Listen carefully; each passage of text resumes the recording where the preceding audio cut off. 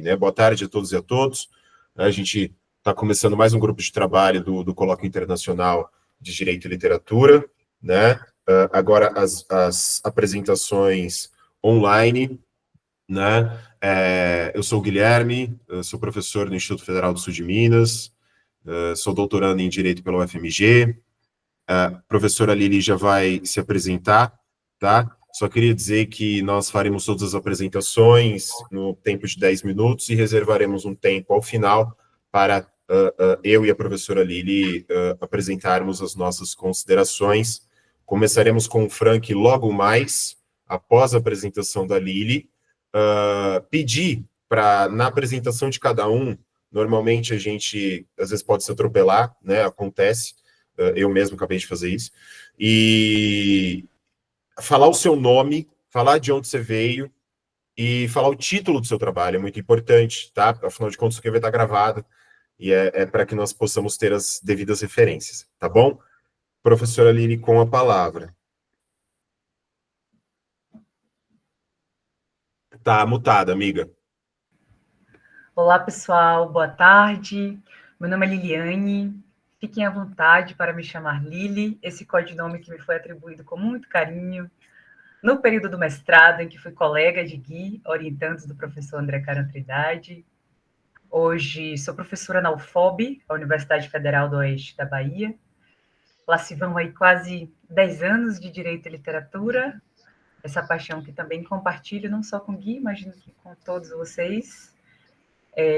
Hoje eu estaria me recuperando de um procedimento cirúrgico. O cirurgião precisou cancelar, então para mim é uma alegria e até um alívio ter conseguido estar presente no CIDIL de alguma forma esse ano. Um prazer estar com vocês, espero contribuir e dialogar da melhor forma hoje. Uma boa tarde de trabalho a todos e todas. Maravilha, eu ficarei de cronos aqui, Lili, contando o tempo, tá bom? Frank, vou soltar o seu tempo agora, ok? Ok, professor. Boa tarde a todos, boa tarde, professor Guilherme, boa tarde, professora Liliane, como membros da banca avaliadora, boa tarde, demais colegas. Meu nome é Frank Lúcio, eu sou doutorando em Direito pelo programa de pós-graduação em Direito da Universidade Federal do Rio de Janeiro, sou mestre em Direito Constitucional pela Universidade Federal Fluminense, sou professor do curso de Direito de faculdades privadas em Teresina e defensor público do Estado do Maranhão. Meu tema aborda a relação entre música e racismo. O título do meu trabalho é A Canção Brasileira como Modo de Propagação e Prática do Racismo, Diálogos entre Música e Direito. Então, como eu mencionei há pouco, meu tema aborda o racismo na sociedade brasileira, dialogando com letras de algumas composições musicais que eu escolhi. Então, o trabalho ele guarda uma relação com o tema estudado no PPGD da Universidade Federal do Rio de Janeiro, e essa reflexão mostra como o racismo se propagou historicamente na nossa sociedade, fruto da colonialidade do poder, fruto do racismo estrutural, que sempre existiu na nossa sociedade e hoje ainda se encontra muito presente. Então, o artigo tem como objetivos analisar o uso da música brasileira como meio de prática do racismo, a partir de algumas composições musicais, como Aquarela do Brasil, Teu Cabelo Não Nega, Fricote. São títulos de músicas, de algumas músicas que serão abordadas, e quanto à metodologia, o estudo possui um caráter descritivo, explicativo, né? Uma pesquisa documental e bibliográfica, e ele parte do princípio do uso do método do percurso analítico interpretativo. Eu participei do CIDIL, do 13º CIDIL, ano passado, e já usava esse método desenvolvido pela professora Henriette Caran, que faz a relação do direito com a literatura e faz-se aqui uma adaptação desse método para a relação direito e música. Até a pesquisa, né, segue base teórica com a temática da colonialidade, utilizando autores como Silvio Almeida, o Francis Fanon, Aníbal Quijano, autores que tratam especificamente da relação direito e música, como o professor José Manuel Apalateg e a própria professora Henriette Caram, no sentido da metodologia. Então, o racismo se desenvolveu no Brasil a partir da forma da colonização. E essa forma de colonização sempre impôs ao negro, às pessoas negras, uma posição de inferioridade. Eram vistos como advindos da África e tudo que fosse relacionado à África era visto como algo demonizado, algo inferiorizado, algo bárbaro. Então, havia uma distinção. O mundo com base seguindo o padrão europeu, o padrão branco, civilizado, e aquele outro padrão, que era o índio, das pessoas colonizadas, o índio, o negro, os orientais, aqueles que não faziam parte desse mundo tido como padrão, desse mundo eurocentrado. Então, aqui se desenvolveu essa forma de colonização que gerou várias mazelas na nossa sociedade, e uma delas, o próprio racismo. Então, eu parto de uma análise do racismo dentro de suas categorias, principalmente o racismo estrutural e o racismo recreativo, que servem para passar essa imagem de, entre aspas, inferioridade do povo negro, como se fosse uma brincadeira ou como se fosse uma normalidade. Às vezes aqui eu ilustro a música O Teu Cabelo Não Nega. Eu tenho 49 anos e na época de carnaval usava muito as marchinhas de carnaval quando eu era criança.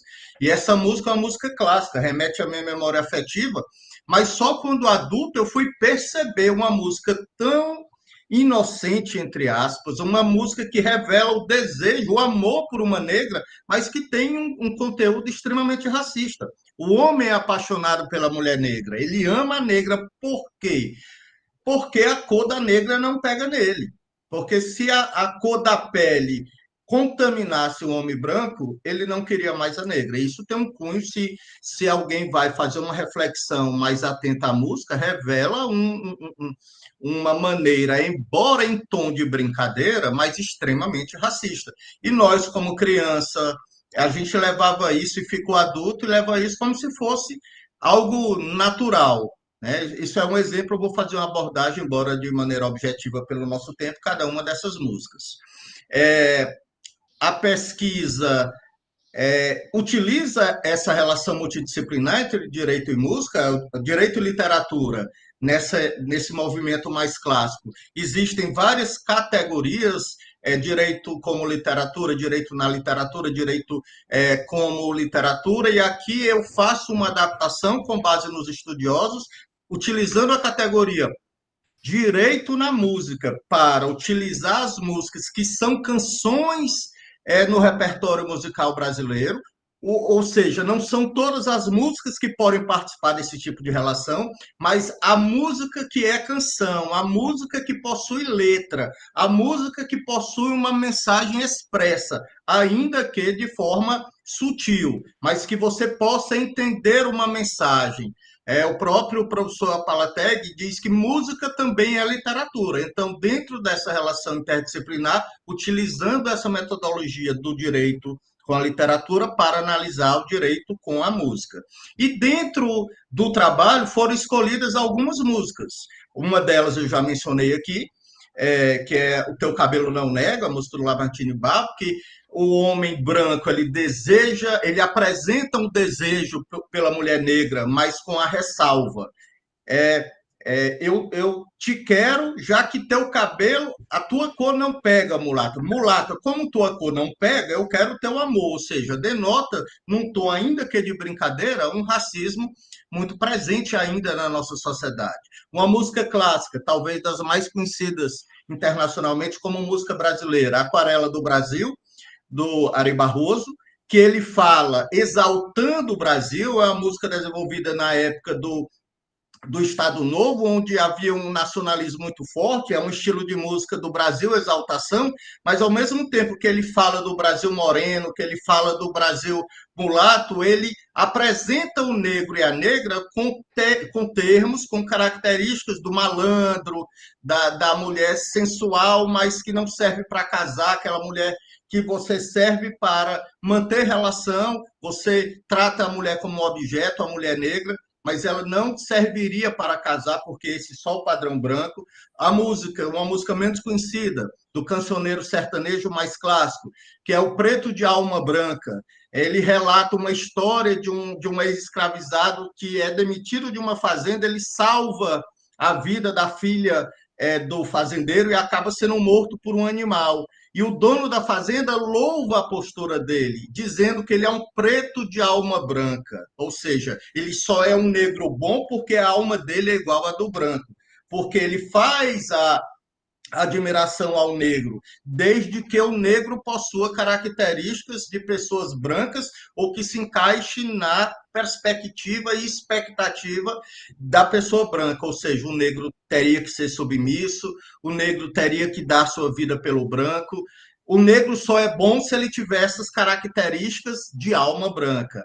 A música Fricote, ou a música mais conhecida porque é mais contemporânea, a música do Luiz Caldas, de 1985, que ele trata a mulher negra, negra do cabelo duro, ele utiliza estereótipos físicos, ou melhor, características físicas da pessoa negra para rebaixar o negro, rebaixar a mulher negra, justamente seguindo esse padrão eurocentrado de que existe o padrão normal, que seria dos brancos, e se você possui características de pessoas negras, isso te faria uma pessoa inferiorizada na sociedade. E uma outra música, para finalizar as escolhidas, no recorte de 5 músicas, é uma música em tom de humor, entre aspas, mas que se utiliza do racismo recreativo para menosprezar, para inferiorizar o negro, que é a música do palhaço Tiririca, veja os cabelos dela, que ele denigre, ele cria um estereótipo para essa mulher negra, uma negra, entre aspas, fedorenta, do cabelo sujo, que não toma banho, como se fossem características de uma pessoa negra, generalizando a ideia de que o negro possui um comportamento e características físicas inferiorizadas em relação à pessoa branca. Então, as músicas analisadas, elas evidenciam essa intersecção entre direito e música, em que a música pode sim contribuir para o racismo, para a consagração de práticas que acabem diminuindo o negro dentro da nossa sociedade.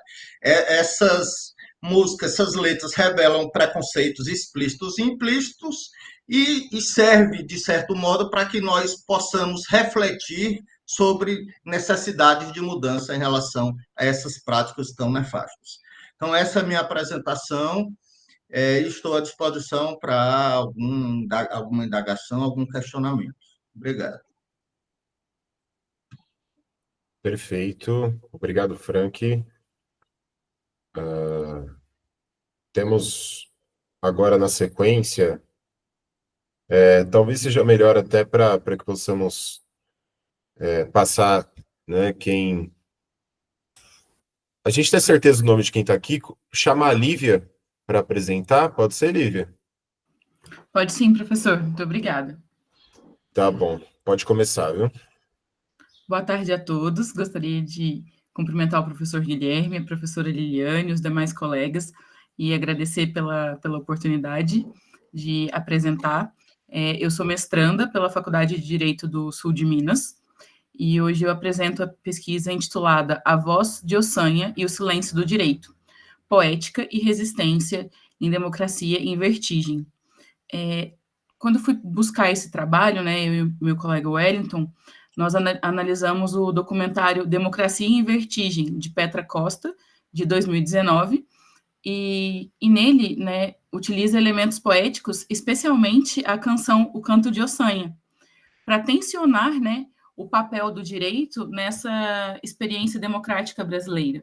E o recorte que a gente fez para trazer aqui é naquela parte em que estão, então, o então vice-presidente, né, Michel Temer, que trama em telefonemas o impeachment da ex-presidenta Dilma, e nesse momento toca, né, a música O Canto de Ossanha.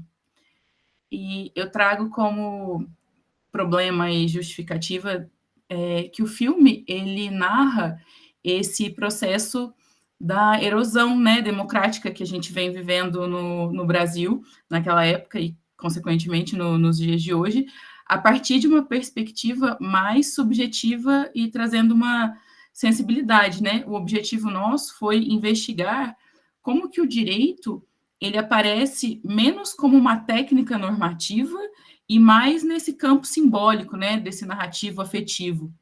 E ter a presença, né, do canto de Ossanha, ele funciona como uma poderosa chave interpretativa, né? Porque é música, mito, a memória afrodiaspórica, tudo isso através dentro do discurso jurídico, mesmo quando o direito ele insiste ou ele prefere fingir que não, né? E a gente trouxe também como um referencial teórico, e a pesquisa dialogou com o José de Heraldo Couto, né? Quando a gente analisa como que essa trilha sonora ela cria essas pontes entre a política e a cultura.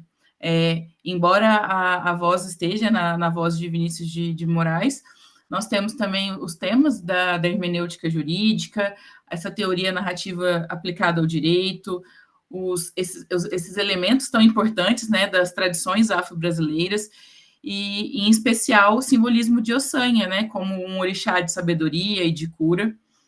E aí, fazendo a partir dessa articulação, como que a canção ela pode operar como uma forma de tradução cultural, né, que reconfigura a maneira como a gente entende esse trauma político recente que a gente tem vivendo. Foram utilizadas nesse 3 frentes metodológicas, né, a análise fílmica, quando a gente observa a estética, a montagem e a trilha sonora, a hermenêutica jurídica, investigando como que o direito ele é representado, como que ele é questionado, a leitura narrativa, que é a interpretação do filme como um texto em que ele consegue articular política, estética e a nossa memória, e os resultados eles nos mostram que Petra Costa, né, o encantamento, ele não é só uma fuga desse reencantamento político. A música ela cria um espaço para que o direito seja relido não como uma máquina fria, mas como um campo vivo, né, dos sentidos e permeados por vozes históricas que muitas vezes elas são silenciadas. Então, dessa forma, o filme ele tensiona a nossa racionalidade desencantada do Estado e revela o direito como uma narrativa, né, como um ritual, como memória. Ele faz essa ativação dessa nossa tradição oral e a música afro-brasileira como uma forma de resistência, como tem sido, né, em todos os tempos. E a principal assim, conclusão que nós chegamos que o canto de Ossanha, ele funciona como uma metáfora de um direito que ele é insurgente, que ele é capaz de recuperar a nossa dimensão ética, poética e muitas vezes sensível, porque o filme ele nos leva e nos convoca, né, ao direito de que a gente escute antes de legislar, né? Ele convoca o jurídico a sair muitas vezes desse pedestal que ele se encontra em várias vezes e se reencontrar com a sua humanidade. Então, em outras palavras, né, a canção de Ossanha, ela devolve voz aos silenciados e nos lembra que a justiça não vive só no papel, mas também em todas as ancestralidades que sustentam o nosso país. Eu agradeço pela oportunidade e passo a palavra. Maravilha, Lívia. Muito obrigado. Acho que agora, então, a gente volta para a nossa ordem, né, Lívia?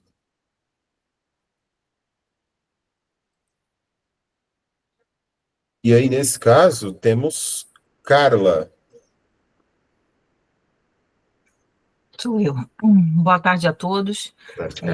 Eu sou a Carla Ferreira Gonçalves, sou professora de Direito Civil, Direito Digital e também de Direito, Cinema e Literatura no Unifeso, que é uma universidade, uma fundação na Serra Carioca, ou seja, na Serra de Teresópolis, no Rio de Janeiro. Sou mestre e também sou doutora.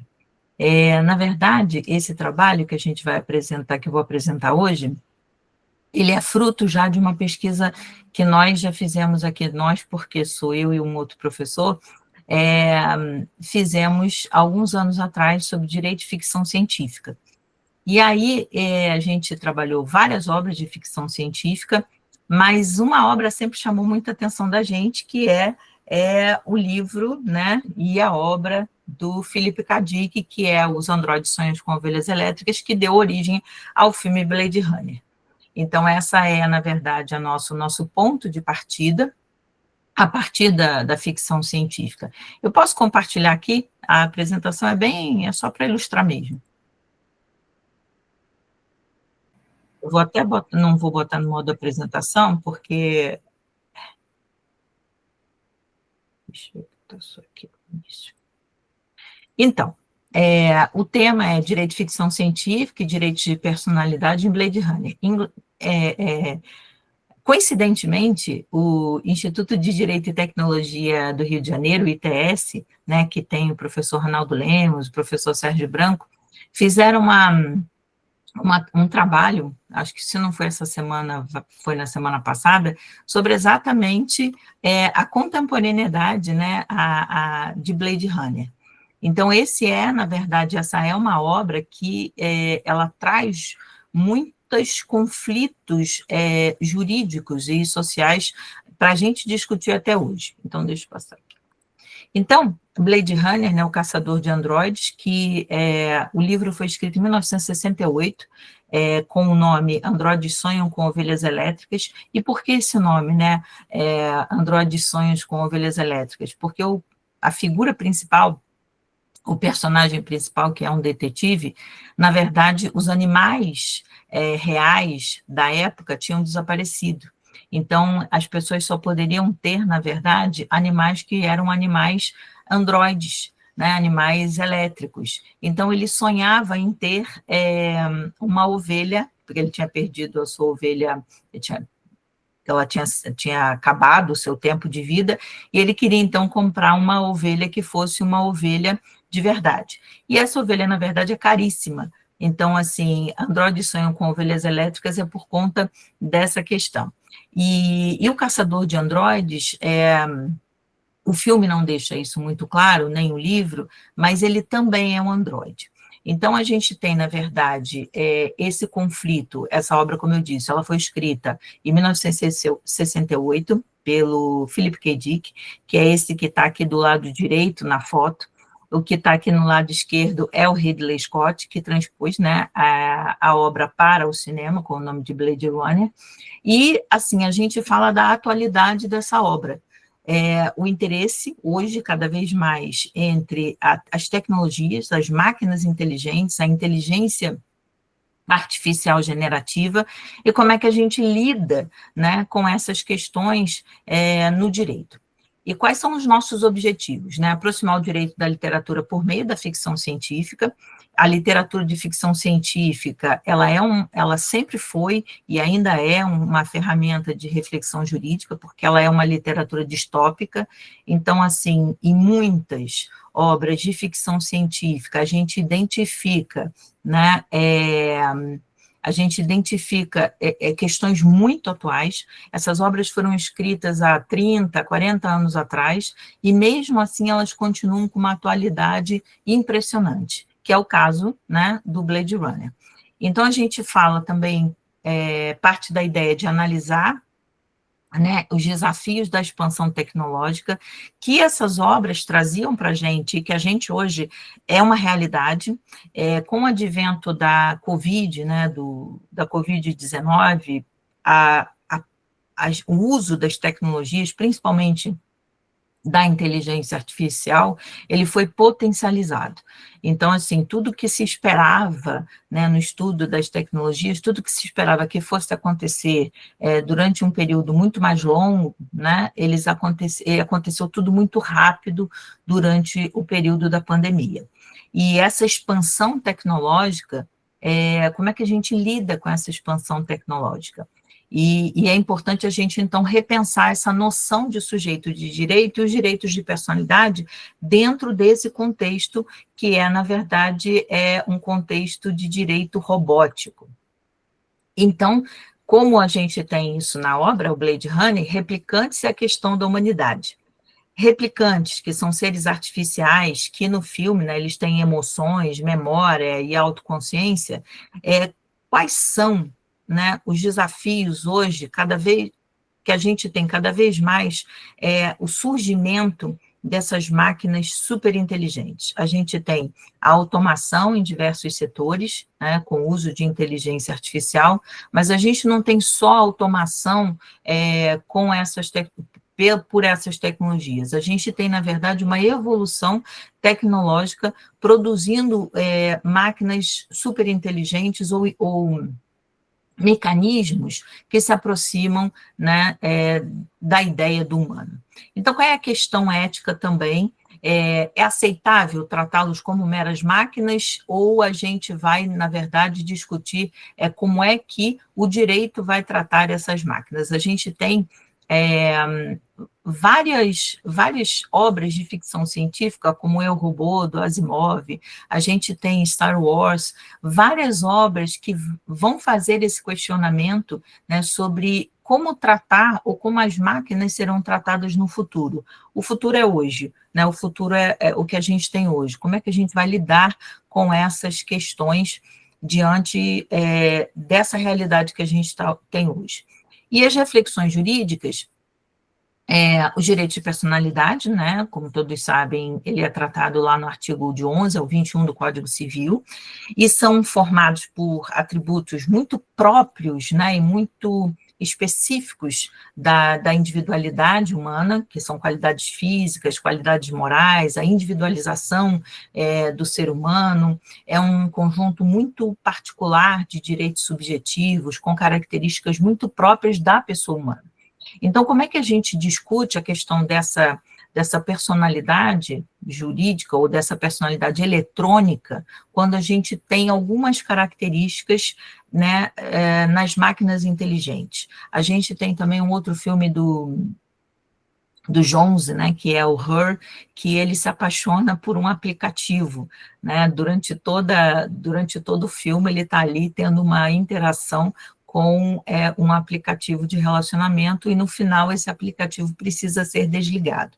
Então, isso é um conflito, e a gente tem passado por esses conflitos sociais, pessoais, hoje com muita frequência.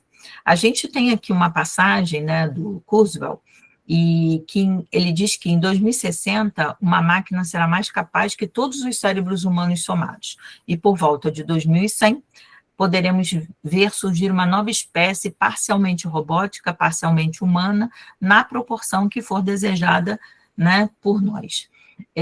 O Philip K. Dick, ele também tem outras obras, né, relacionadas a essa questão, como o Minority Report, que é uma obra muito específica, tratando da prevenção do crime, né, o pré-crime, que ele diz.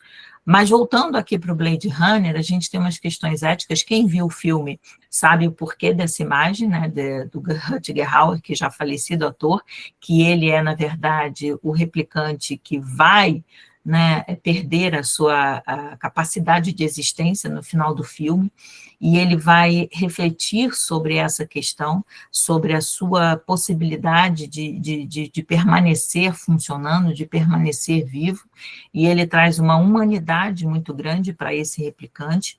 Talvez assim, a gente ainda não tenha um replicante com esse nível de características como a gente tem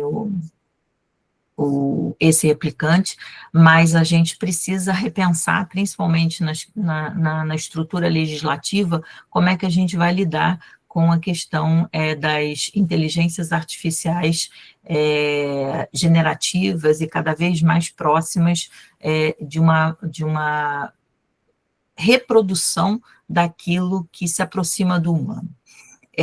A gente tem, então, né, replicantes como seres sencientes e o risco de instrumentalização, porque, na verdade, esse replicante, o que ele fazia durante todo o filme era querer voltar, né, para a Terra, porque ele tinha sido exilado em um outro planeta, então ele queria voltar para a Terra para ele conseguir ter aí um prolongamento da sua existência. A gente trouxe, né, no resumo, um paralelo com o debate sobre a questão dos direitos animais, ou seja, a ideia de paralelo aqui é no sentido de ampliar determinados direitos para seres não humanos. E a crítica, né, à sociedade tecnocrática e utilitarista, que a gente visa, né, essa inteligência artificial sempre de uma forma, como a gente falou anteriormente aqui, instrumentalizando esses seres. E aí, eu vou parar aqui de compartilhar, e a gente vem já discutindo essas questões há algum tempo. Tem aqui um autor, esse autor é o professor Marco Aurélio de Castro Júnior, ele vai falar do direito pós-humanidade, quando os robôs serão sujeitos de direito. Essa é uma obra que já tem mais de 10 anos, e isso sempre vem se discutindo, essa questão de como é que nós, principalmente com o desenvolvimento dessas tecnologias inteligentes, como é que o direito vai lidar com isso. E o nosso suporte é a literatura de ficção científica, que já há muitos e muitos anos traz a ideia de seres digitais, seres tecnológicos que são muito próximos da nossa humanidade. É isso. Eu queria falar uma coisa, eu só vou trocar de computador, porque esse computador está com a bateria, eu preciso trocar, mas eu vou retornar para a sala, tá bom? Obrigada. Ok, tranquilo, Carla. Muito obrigado. E agora nós temos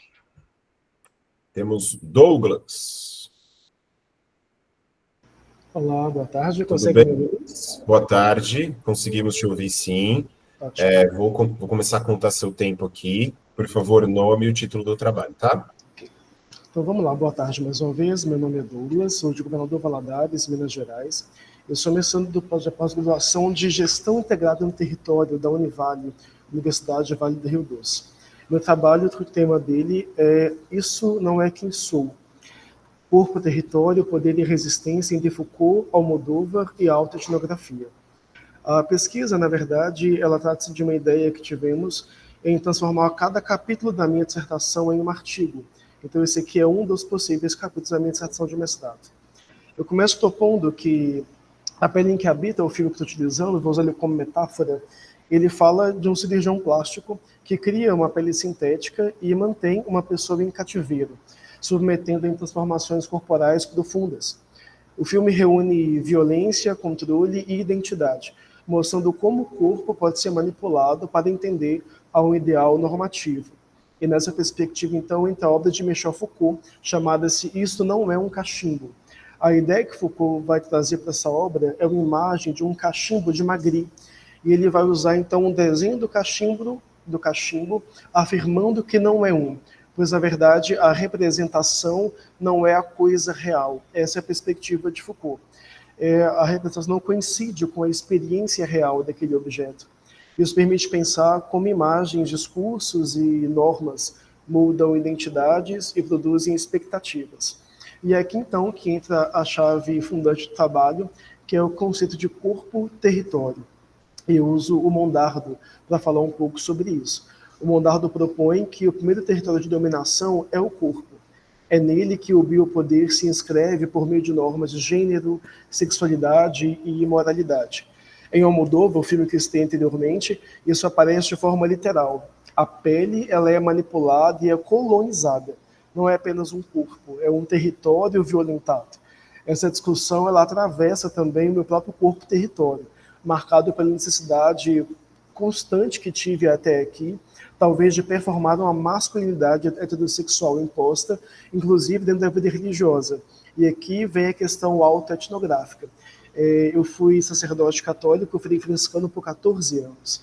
E a perspectiva de trabalho, ela pressupõe que as normas, o direito vigente nas ordens religiosas, querendo ou não querendo, impondo ou não impondo, ela constitui formas de ser, de agir, de se comportar. Então, uma perspectiva é te colocar, é te dar uma forma de vida. Uma outra é te impor uma forma no qual você tem que se encaixar. E nesse momento aqui, mesmo que de forma inconsciente, eu fui adentrando nesse caminho de formatação da vida. Aqui, então, negando a existência, o processo cultural, aquilo que desejo, aquilo que gosto, aquilo que amo, para se encaixar no outro território. Por isso o título, Isso Não É Quem Sou. Quando toma-se consciência dessa perspectiva, esse corpo-território anteriormente dominado, ele passa a questionar, a ser um corpo que pressupõe, que grita liberdade, a ser um corpo que está gritando o seu próprio espaço na vida, na sociedade, de uma forma de resistência. Apesar das forças que moldam o corpo, ele também é espaço de fuga e reinvenção. A escrita autoetnográfica que ela me permite retornar à minha própria história e ressignificá-la. E esse é o pressuposto. Habitar o corpo, ele torna-se um gesto político. A identidade, na minha perspectiva, é sempre um excesso. É algo que se escapa ao nome, à imagem e até mesmo à norma.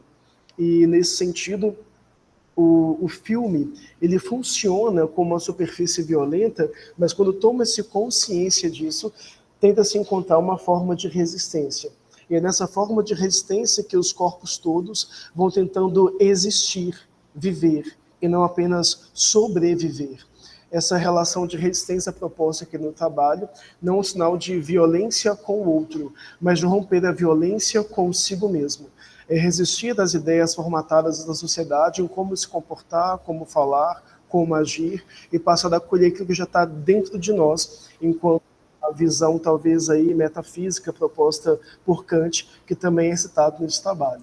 Por fim, essa ideia de usar o Michel Foucault como análise de violência e também dessa questão do biopoder, da biopolítica, ou do micropoder também, é para entender que o poder começa dentro e não fora. E talvez aqui na análise do filme como metáfora, estou pressupondo que quando deixamos ser submetidos a certas intervenções da sociedade, acabamos nós mesmos formatando. Quando tomamos consciência disso, pode haver uma possível tentativa de resistência. Há essa perspectiva, mas há a outra também de pessoas que são obrigadas a se submeter a certas formatações da sociedade. No meu caso, é a primeira perspectiva, e por isso que eu digo que ao dialogar com Foucault, Almodóvar e Mondardo, eu afirmo que o corpo-território é também um território de poder, mas também de resistência. A representação, até então colocada aí pelo Cachimbo de Magritte, ela tenta nos fixar, mas o vivido sempre escapa. Tudo aquilo que é vivencial sempre se transforma, sempre se excede, sempre transborda. E a representação, então, que tenta nos fixar, ela se escapa quando tomamos coragem de assumir a nossa própria identidade. Reivindico aqui o direito de existir para além das imagens impostas ou das representações, afirmando a pele não como espaço de prisão, mas como espaço de liberdade. E é isso, muito obrigado. Maravilha, Douglas. Nós que agradecemos. Seguindo, nós temos o meu xará Guilherme com Tiago e Beatriz. A UESC. Boa tarde. Boa tarde, professor Guilherme, professora Liliane, todos presentes. Posso começar? Bem, meu nome é Guilherme, eu sou graduando de Direito pela Universidade Estadual de Santa Cruz de Ilhéus, na Bahia, e eu agora vou passar a apresentar o trabalho intitulado Tradução, Cultura e Subjetividade, a dublagem como instrumento de acesso democrático ao audiovisual. Essa pesquisa, ela vem sendo desenvolvida no grupo de pesquisa o qual eu faço parte, o Sinestesia, que discute direito, filosofia e cinema, e ela se insere no campo do direito e arte, numa perspectiva de direito através do cinema, em que o audiovisual ele não vai servir apenas como um exemplo, mas aqui tomamos ele como corpos empíricos. Então, dito isso, seguimos, então, um modelo metodológico consolidado pelo o nosso grupo de pesquisa, em que trabalhamos com os regimes de visibilidade, que diz respeito às condições, né, de construção da imagem, e também os regimes de visualidade, que diz respeito a um conjunto de práticas que moldam a percepção visual em uma determinada época. E, para além disso, combinamos também com uma análise integrada de imagem e som, a partir de Manuela Penafria, e utilizei aqui, durante as discussões, como principais referenciais teóricos, Jacques Derrida e Paul Ricoeur, além da narrativa do direito, a partir também de Calvo Gonzalez. Então, consideramos aqui que os elementos técnicos da linguagem cinematográfica, como enquadramentos, montagem, ritmo, a performance vocal, elas produzem sentido jurídico na medida em que moldam os nossos modos de ver, ouvir e interpretar o mundo. Então, é nesse sentido aqui que eu escolhi como corpus empírico dessa pesquisa o filme Tá Dando Onda, que é uma parte fundamental dessa pesquisa, porque ele não aparece como um mero objeto ilustrativo, mas é como um objeto central, como a obra a partir da qual analisamos a dublagem enquanto fenômeno estético, cultural e jurídico. Então, a partir desse enquadramento, partimos da compreensão da dublagem como uma prática de tradução cultural. Ela não vai se limitar apenas a substituir a voz original, mas ela adapta expressões, humor, referências e até mesmo elementos não verbais. Então, com o intuito de manter a identificação com o público brasileiro, então a dublagem ela exige que a tradução ela não seja literal. Ela envolve aqui alterar textos, títulos e nomes próprios, além também de recriar sons e entonações que sejam familiares ao espectador local. Então, essas escolhas elas estão longe de distorcer a obra original, mas têm uma função de preservar a sua expressividade num novo horizonte cultural. Então, a dublagem ela é essencial para também ocorrer a circulação internacional das obras, e isso permite que filmes, séries, eles ultrapassem as barreiras linguísticas, ao mesmo tempo em que procuram manter a experiência estética pretendida pelo original. Então, é sempre uma operação aqui de equilíbrio entre a fidelidade e a recriação. E trazendo para o contexto brasileiro, a sua importância, ela acaba ganhando uma importância ainda maior, já que a dublagem, ela vem com um papel de ampliar o acesso de crianças, idosos e pessoas com menor letramento, o acesso ao audiovisual, né? De forma democrática, garantindo a compreensão imediata da narrativa, permitindo a construção de vínculos afetivos com as obras audiovisuais. Então, dessa maneira, ela vai atuar como um instrumento concreto para essa democratização cultural, visando ampliar a participação estética e simbólica desses grupos historicamente excluídos ao acesso ao audiovisual. Então, é justamente nesse ponto que a gente pode observar a contribuição central do papel da dublagem, né, principalmente para a formação do sujeito de direito, quando ela facilita aqui o acesso à experiência audiovisual e ela adapta a obra para que ela dialogue com referências culturais reconhecíveis. A dublagem ela contribui para a formação sensível, imagética e narrativa desses indivíduos. A gente sabe que a Constituição Federal, ela garante o direito à cultura não apenas como acesso, mas como uma participação ativa nos bens culturais.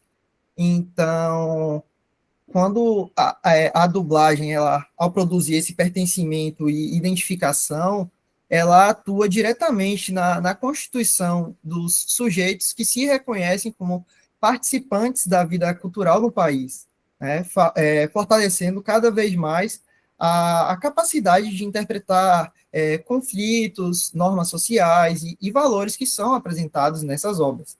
Então, ela não apenas torna o audiovisual acessível, ela acaba criando condições para que as pessoas elas vejam, se compreendam e se situem no mundo por meio da linguagem audiovisual, que é essencialmente um processo de subjetivação jurídica.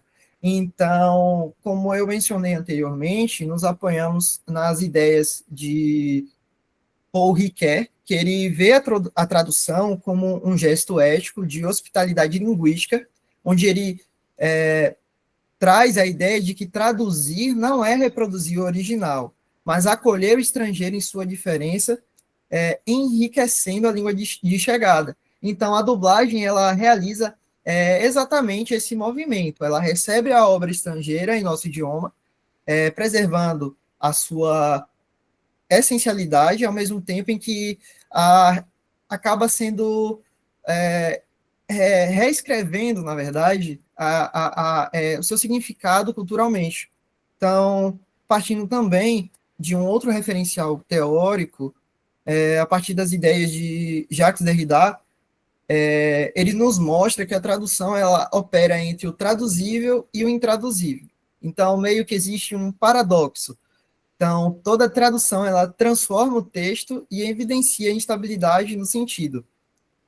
A dublagem ela revela esse processo de criar novas diferenças, novos significados, reescrevendo a obra dentro de Ferrance, da língua de chegada. Então, foi a partir daí que eu escolhi o Corpus Empírico, o filme Tá Dando Onda, que é de grande impacto, pelo menos na memória de muitos brasileiros da minha geração.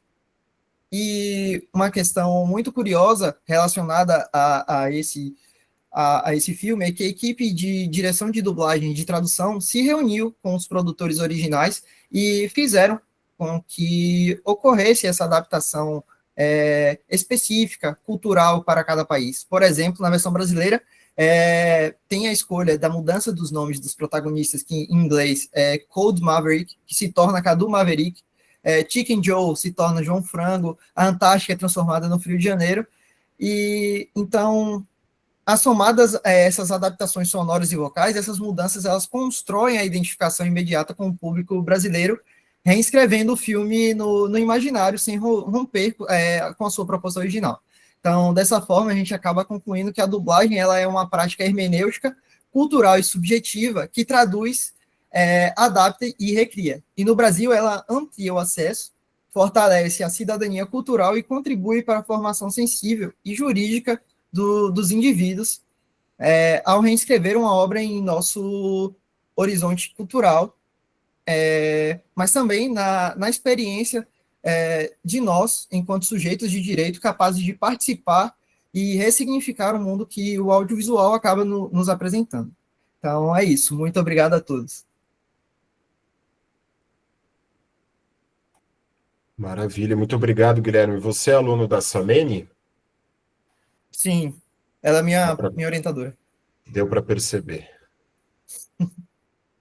Cecília quer falar? Pois não, Cecília.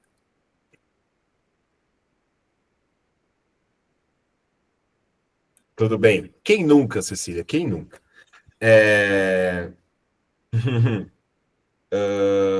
Agora nós temos Yasmin. Tudo bem, Yasmin? Boa tarde. Olá, boa tarde, tudo bem? Tudo bem. Posso Vou começar a começar. apresentação? Sim, eu vou começar a contar o tempo aqui, tá? Certo. Só antes, o professor Gilberto, ele vai fazer um acréscimo aqui no início da minha apresentação, certo? Tudo bem. Bem-vindo, professor Gilberto. Bom dia, boa tarde a todos, boa tarde, Guilherme, boa tarde, Liliane.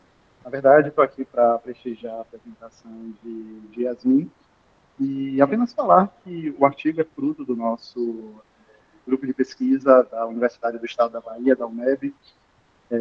Agradeço a Guilherme também aí, da UESC, uma instituição aqui também próxima do nosso estado e próxima. Então, conhecemos alguns colegas, Guilherme e outros, Lucas.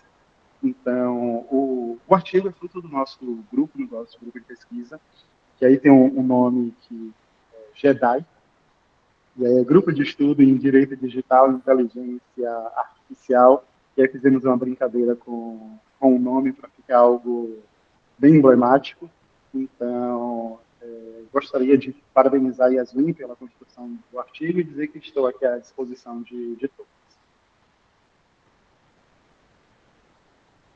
Boa tarde novamente, boa tarde a todos. Eu me chamo Yasmin Garcia e hoje eu gostaria de compartilhar com vocês uma reflexão que ela vai unir ali direito, literatura e tecnologia, e mais especificamente a literatura no campo audiovisual, através do trabalho que a gente construiu e que vai ser o trabalho que eu irei apresentar hoje. Ele é intitulado de A Máquina que Mede a Alma, Direito e Vigilância no Universo Psicopés. E esse trabalho ele surge da percepção de que obras ficcionais, especialmente aquelas que são consideradas distópicas, elas não apenas permitem a gente ter um olhar sobre a ficção, mas elas também nos permitem funcionar como um dispositivo crítico, até, inclusive, de dilemas jurídicos contemporâneos. E, no caso desse artigo, o anime Psicopés, ele se converte ali em uma chave interpretativa para que a gente possa compreender a evolução histórica das tentativas de prever o crime que existia ali na criminologia positivista, até a chegada do que a gente vai chamar aqui de criminologia algorítmica. E considerando, é claro, dentro de todo esse processo, a questão dos direitos fundamentais. Então, o artigo que eu apresento hoje, ele vem nascendo de um esforço duplo. Em um primeiro momento, a gente vai tentar reconstruir genealogicamente as principais teorias que, desde ali meados do século XIX, elas tentam identificar o criminoso antes do crime. Aí a gente referencia aí Cesare Lombroso, Ferri, Garofalo, dentre outros. E, em um segundo momento, a gente pega esse percurso para fazer uma comparação com a lógica ficcional do sistema Síbio, que é a inteligência artificial que governa a sociedade nesse anime Psicopés e calcula o chamado coeficiente criminal de cada indivíduo. Para sua construção, a gente trouxe como pergunta norteadora central do artigo o seguinte questionamento: o que acontece quando a antiga ambição criminológica de prever o crime encontra hoje a inteligência artificial? Mas antes, eu acredito que antes de avançar sobre o artigo em si, acho importante fazer uma apresentação sobre o anime para vocês, que talvez alguns não conheçam. Psicopés, ele é uma obra japonesa que foi estreada em 2012 e trata ali de uma distopia futurista que é ambientada no Japão, governada por um sistema inteligente que é chamado Sistema Síbio. E esse sistema, ele mede o estado mental das pessoas e opera como, diria ali, um poder estatal supremo. Porque esse sistema, justamente, ele vai calcular o coeficiente criminal, que visa expressar de forma matemática a probabilidade de um indivíduo cometer um delito. Então, a partir de cálculos probabilísticos, esse sistema tenta mostrar quem representa um risco para a sociedade e para a ordem social. E, com base nisso, ele vai decidir quem deve ser contido, quem deve ser vigiado, quem deve ser punido, ou até mesmo quem deve ser mantido em liberdade. A simples elevação desse índice, desse coeficiente, ele legitima intervenções punitivas. A arma que é usada pelo agente, ele lê esse coeficiente e decide automaticamente qual força vai aplicar naquele caso, incluindo a força letal. Ou seja, em outras palavras, é basicamente, antes mesmo do crime existir, ele já pode ser prevenido, ou diria, evitado, por um algorítmico. Então, o objetivo desse trabalho que eu apresento é justamente examinar como a inteligência artificial ela é representada no anime, especialmente no que diz respeito à regulação jurídica e aos dilemas éticos que vão surgir de toda essa relação. E, para isso, a metodologia que eu utilizo é a metodologia do direito da literatura, no caso, no cinema, que vai ser o elemento que vai legitimar uma análise dessa obra ficcional para interpretar alguns conceitos, como o conceito de culpa, o conceito de responsabilidade, de prevenção, de punição, e vai permitir que a gente possa reconstruir as condições históricas que abriram caminho para a emergência do pensamento punitivista no campo do direito penal. E, então, a obra ela é utilizada aqui como um dispositivo epistemológico. A ficção ela vai ser tratada como um laboratório para que a gente possa enxergar racionalidades jurídicas que muitas vezes passam despercebidas no nosso cotidiano.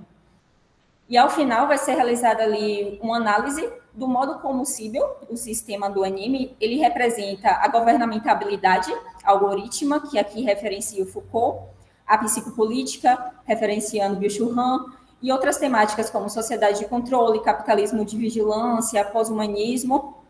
E toda essa metodologia que buscamos abarcar, ela vai permitir tratar o anime como uma fonte válida, sim, de pesquisa jurídica. Até porque, ao realizar essa análise, vai ser demonstrado que a lógica do sistema civil, em um primeiro momento, ele elimina o juízo moral, que vai ser substituído por um cálculo. Ele também destrói o processo penal, que vai ser basicamente substituído ali por uma medida automática, uma forma automatizada. Ele converte a liberdade em uma variável que é gerenciável. Ele transforma em dados a subjetividade do indivíduo, transforma, diria que, a alma em um dado meramente técnico, e ele naturaliza a vigilância permanente como uma condição de estabilidade social. Então, dessa forma, o artigo ele demonstra que o mundo real já possui, sim, mecanismos que caminham nessa mesma direção. E o anime, ele vem nos ilustrando de uma maneira extremamente atual esses debates, como a transparência dos algoritmos, a questão da responsabilização por decisões automatizadas, a ameaça às garantias fundamentais, presunção de inocência, devido processo legal, ampla defesa. Como ficariam esses princípios diante de um sistema que pune antes do fato? Então, a análise realizada ao longo do artigo, ela permitiu nos identificar que Psicopés ele funciona como uma espécie de síntese ficcional de todas as tensões históricas que atravessam a criminologia desde a sua constituição, como um campo científico. E ali, embora a gente esteja situado em um universo mais distópico, futurista, o anime, ele dramatiza de forma bem radical a trajetória, na verdade, real das teorias que buscavam prever o crime antes de sua ocorrência. Porque o sistema civil, ele, enquanto uma inteligência artificial encarregada de medir, de classificar os estados mentais da população que vivia naquele local, ele vai representar a combinação lógica das tentativas epistemológicas que foram inauguradas por Lombroso, que foram refinadas por Ferri, por Garofalo, porque nesse contexto aqui, ele vai atualizar essas tentativas, transferindo a mesma missão que esses estudiosos tinham, só que agora para uma perspectiva do campo algorítmico. Em vez dele analisar rostos, analisar os ambientes, a questão da moralidade, ele passa a confiar simplesmente na matemática.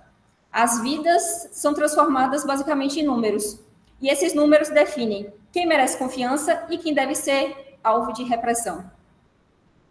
E ele também vem demonstrando aqui uma crítica simbólica aos ideais de eficiência que orienta, na verdade, o imaginário técnico-científico que a gente vive atualmente.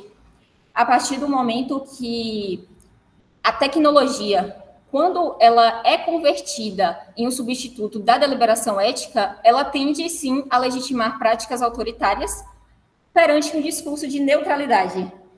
Então, a racionalidade do Sibyl, ele representa nada mais, nada menos do que a radicalização de uma lógica neoliberal de gestão da insegurança, na qual o indivíduo ele é permanentemente monitorado e classificado.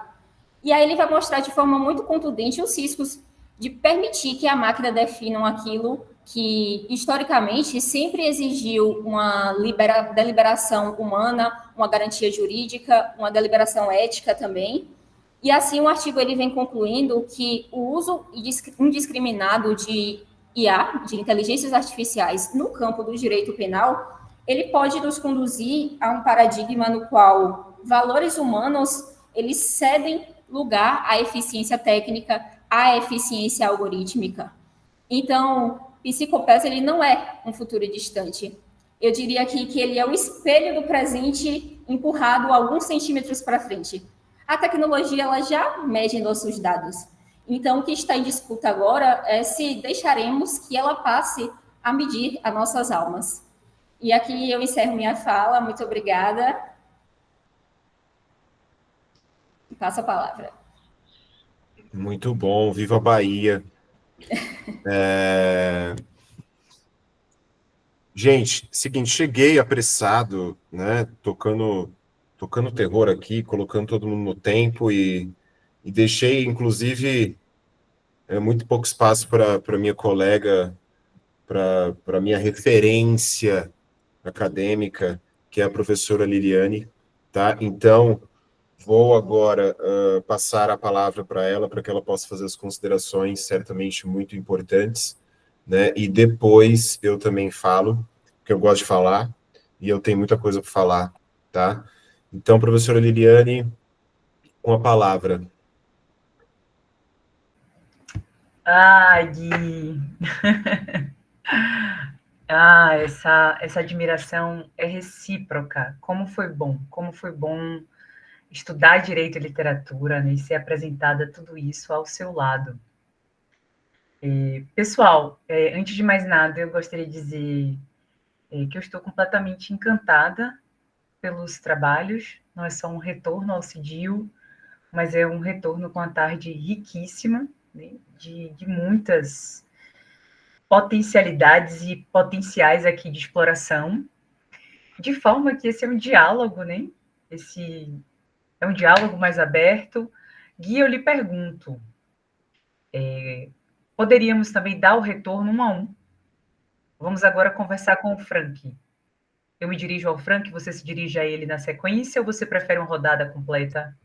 Eu, normalmente, estou fazendo o seguinte, eu estou expondo porque assim, não sei se essa é a sua impressão, mas a minha impressão é que os problemas são muito comuns. Então, eu falaria alguma coisa de geral, de problemas que eu acho que são comuns, o que eu tenho a dizer sobre os trabalhos são comuns, e além disso, eu acho que são comuns até outros trabalhos que a gente vem avaliando. Entendeu? E aí eu falaria alguma coisa e usaria os trabalhos aqui hoje apresentados como exemplo. Então, é por isso que eu até dei essa sugestão da gente falar ao final, entendeu? Para que eles falassem. Antes disso, amiga, você me deu a palavra de volta e eu acho que o Eduardo quer falar, porque eu acho que ele não apresentou o trabalho dele. É isso mesmo? Professor Guilherme, professora Liliane, colegas, me desculpem por já começar aqui atrapalhando o andamento dos trabalhos. Eu cheguei um pouco atrasado por volta das 2h07, 2h08 e não apresentei o meu trabalho. É isso mesmo, professor. Tá. Vamos deixar o Eduardo apresentar então, Lili, porque... Claro. Né? Obrigado, gente. Eduardo, eu só vou te pedir para respeitar o tempo de 10 minutos no máximo, tá? Estou controlando aqui, professor. Tudo bem. E aí você já pode começar. Perfeito. Muito obrigado. Vou compartilhar a minha tela.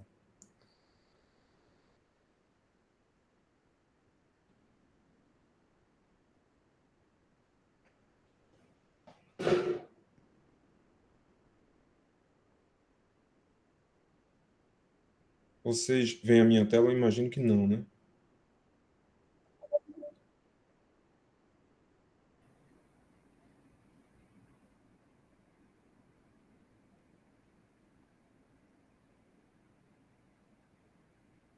Estamos vendo você, mas não a projeção. Perfeito, professor. Obrigado.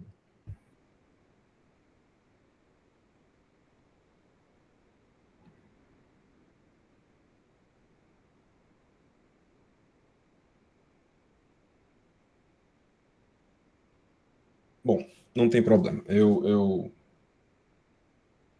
falo sempre compartilhamento, então. Gente, meu nome é Eduardo, eu sou doutorando em Humanidades, Direitos e Outras Legitimidades na Faculdade de Filosofia, Letras e Ciências Humanas da Universidade de São Paulo. Lá eu estou estudando o teatro como fonte do direito. Me sinto muito à vontade para falar isso aqui no CIDIL, porque eu não sinto que estou falando grego. Lá, às vezes eu falo grego para gregos, mas quando não é o caso, uma maneira bem interessante de me fazer entender é essa que nós adotamos aqui, através de análises jurídicas ou filosóficas de obras de arte. Então, o que eu vou compartilhar aqui com vocês hoje, nesses 8 minutos agora, é uma dessas análises, é uma das análises da minha pesquisa. Eu vou falar sobre o direito ao meio ambiente ecologicamente equilibrado no experimento cênico O Silêncio do Mundo, de Ailton Krenak e Andréa Duarte. Vou passar assim muito rapidamente por várias coisas, não vou analisar o experimento cênico inteiro, mas vou analisar, sobretudo, 2 noções que são muito fortes nesse experimento, que são as noções de tempo e de humanidade, que o próprio Krenak desenvolve em outras obras, em obras de larga repercussão dele, que são do conhecimento de todos aqui. Eu me refiro a obras como Ideias para Adiar o Fim do Mundo, A Vida Não é Útil, O Futuro Ancestral. Também vou falar um pouco sobre a curadoria do próprio Krenak e da própria Andréa Duarte, uma curadoria que eles fizeram juntos do TEPI, que é um festival de teatro de povos indígenas. Mas vamos lá. Não vejo muita necessidade de investir tempo em conceituações sobre esse princípio do direito ambiental, que é o direito a um meio ambiente ecologicamente equilibrado. Todo mundo aqui sabe que é um direito fundamental, reconhecido internacionalmente, garantido pela nossa Constituição. Todo mundo aqui sabe que a Constituição define o meio ambiente como um bem de uso comum do povo, essencial à sadia qualidade de vida. Todo mundo sabe que isso significa que tanto a sociedade quanto o poder público precisam garantir esse meio ambiente ecologicamente equilibrado para as presentes e futuras gerações. Bom, como é que Krenak vem tentando nos orientar, nos induzir a fazer isso na prática há algum tempo, ao longo da sua trajetória? Em Ideias para Adiar o Fim do Mundo, nessa obra, né, que, como as outras, é uma transcrição de palestras, de falas de Krenak, o que eu acho de mais importante é a maneira como ele mostra o equívoco que é a civilização, ou aquilo que o europeu se fez entender por civilização. E um desdobramento desse equívoco é a noção de humanidade que se difundiu. Então, a noção de humanidade que se difundiu é uma noção que exclui humanidades como a humanidade do rio, a humanidade da montanha, a humanidade dos animais. Então, a nossa noção de humanidade, que é ocidental, que é europeia, ela exclui todas as outras. E quando a gente faz isso, a gente libera esse rio, essa montanha, para...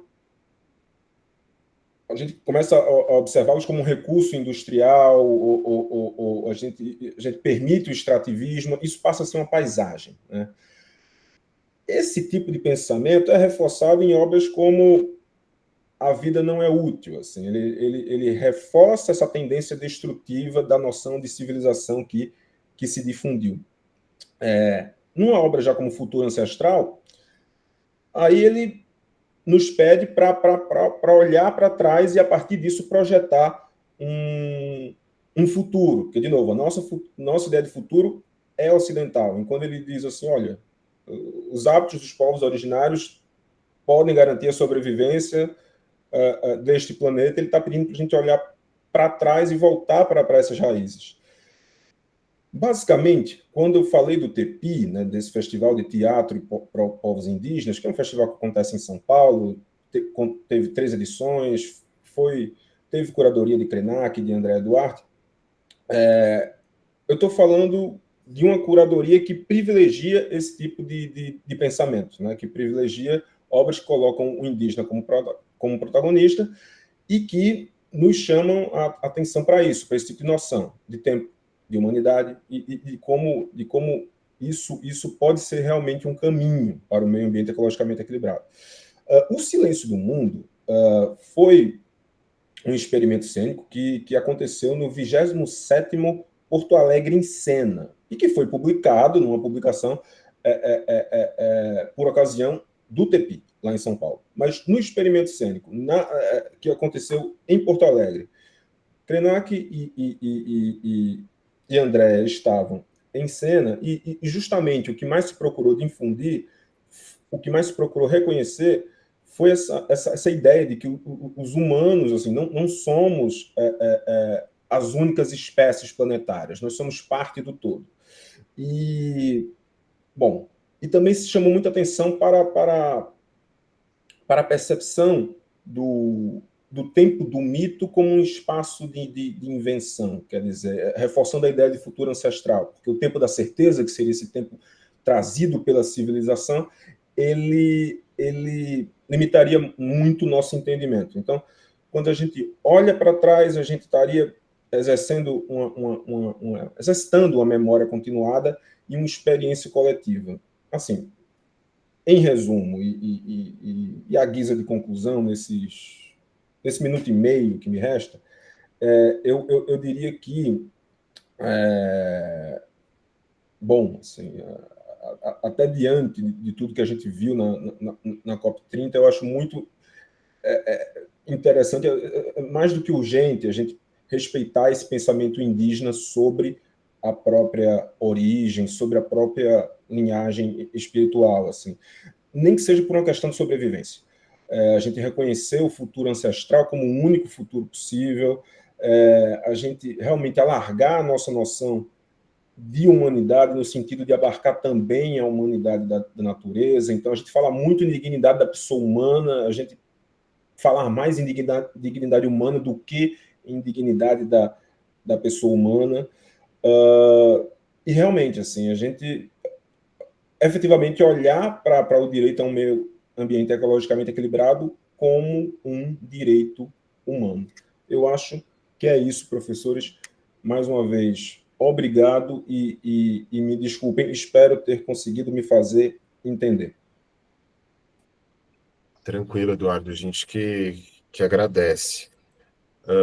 Professora Lili, minha amiga, então, a gente estava falando sobre como fazer, né? Se você não se opor, pode falar o que você tem especificamente de cada um, e depois eu falo.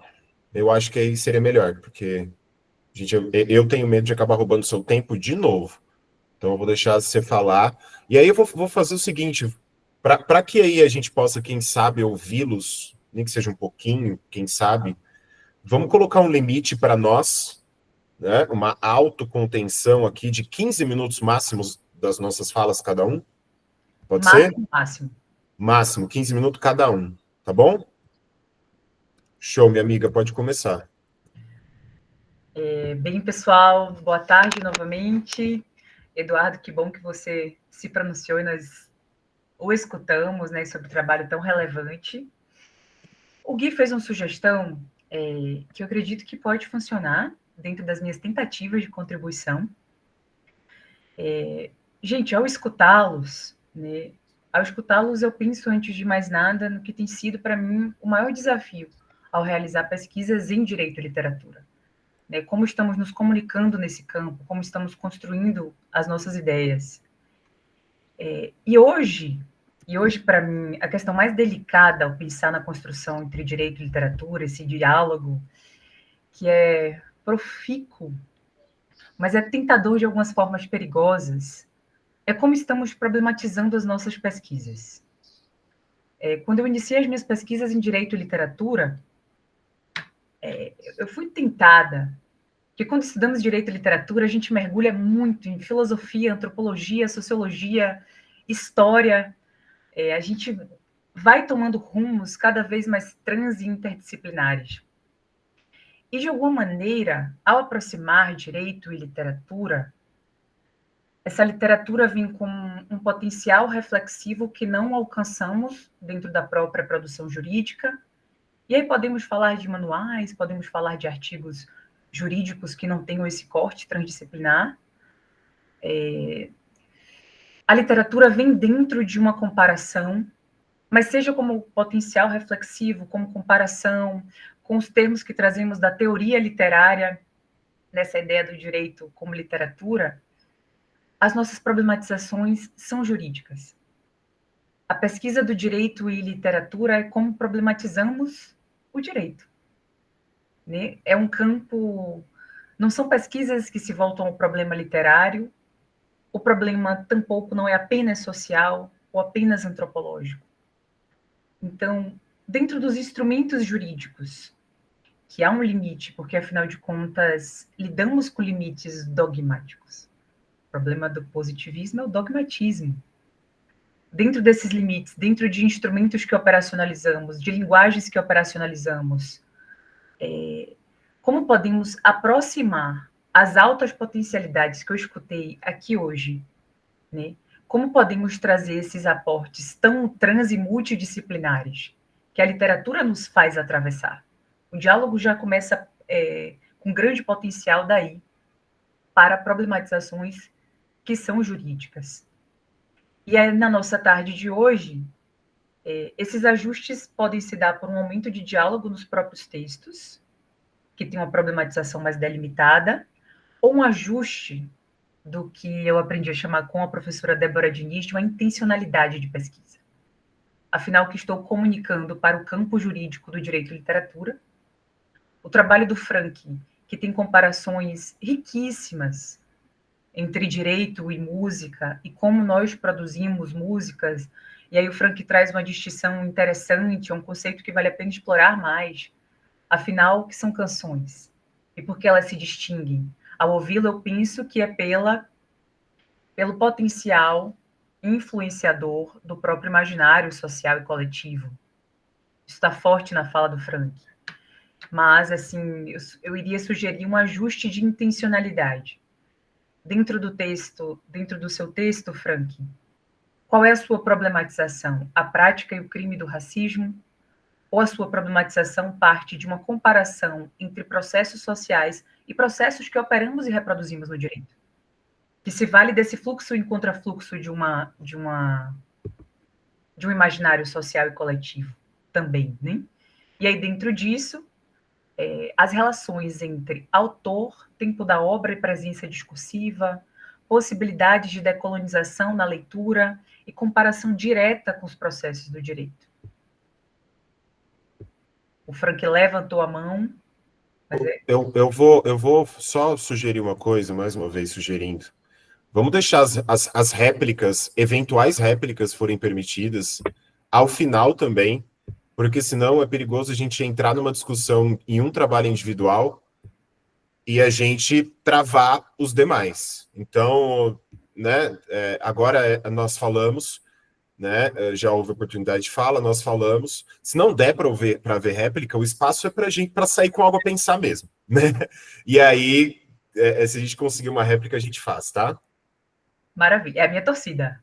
E aí é que fica bom. E seguindo, eu vou seguir aqui numa ordem que eu fiz as anotações. Falaria agora com a Carla, o trabalho brilhante da Carla.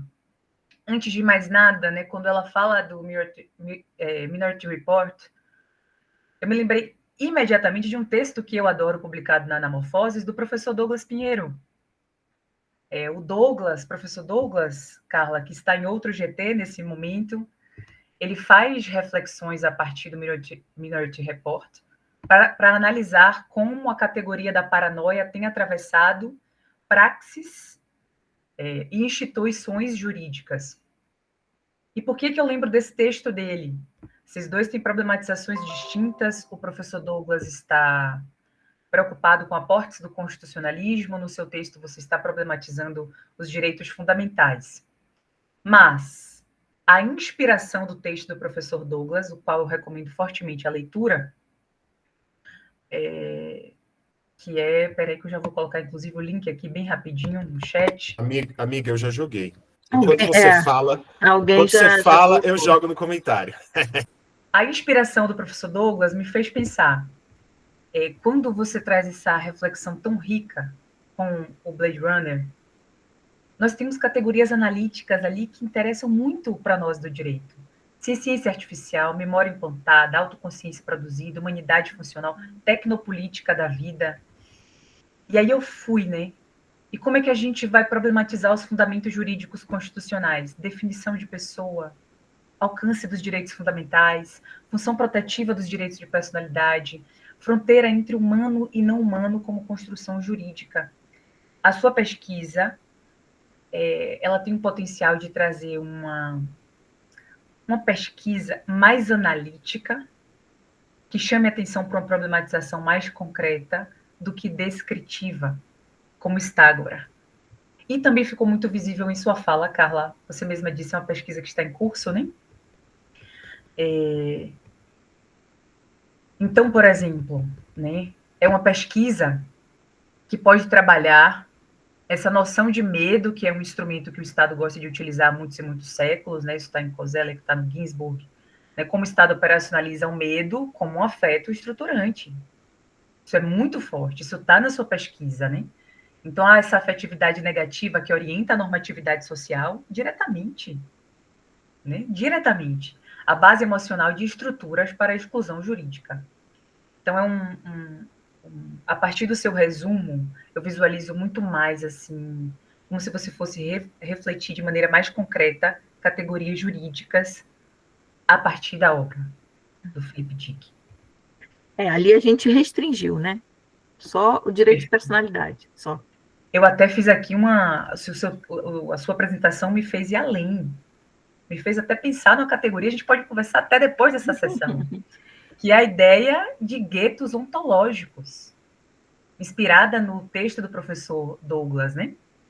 Então, você pode explorar os replicantes como esses guetos, sendo vidas consideradas de segunda ordem, artificiais, utilitárias, descartáveis, né? Então, o direito, depois de discutirmos as questões de temporalidades e espacialidades, as questões existenciais passam a ser pensadas também como esses guetos e excludentes, né? Como você traz bem.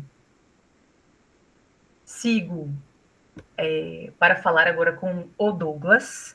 Obrigada. Dentro dessa ideia de problematização. Douglas, tenho muito interesse em continuar dialogando contigo. Tem poucos dias que eu voltei minha atenção para os relatos autoetnográficos como metodologia de pesquisa. E aí tem um textinho maravilhoso, é um ensaio do professor Jeremy Brunner. Eu li precisamente no mestrado, já reli umas 2 vezes, que é o Fabricando Histórias, Direito, Literatura e Vida. A partir dos aportes que você traz, Douglas, sobre construção do sujeito, identidade e relato autoetnográfico, eu compartilho contigo o que vem sendo a inquietação nos últimos dias. Talvez, é hipótese mesmo de pesquisa, talvez relatos etnográficos sejam uma forma de implementação em narrativas processuais, narrativas que são construídas dentro de um processo, mais hábeis, mais, né, com potencial maior de provocar uma hermenêutica que precisa olhar para construções que estão à margem do que construímos no direito, de informar mais essa hermenêutica. E por que narrativas processuais seriam um meio hábil? Porque, em que pese o aspecto representativo, figura a presença de defesa técnica de advogados, né? Advogados podem intermediar isso. A gente não está sugerindo uma revolução processual, mas no nosso sistema processual, questões judiciais não se voltam a resolver especificamente um problema levantado, juízes decidem acima de um pedido. Então, a etnografia, a partir dessa compreensão do que é a construção narrativa, do que pode vir a ser uma construção narrativa dentro de um processo, talvez seja um ponto a informar uma hermenêutica dos vulneráveis, a informar essa hermenêutica que precisa se diferenciar nesses pontos. Apenas uma reflexão. O texto, se o Gui já deve ter lançado aí também.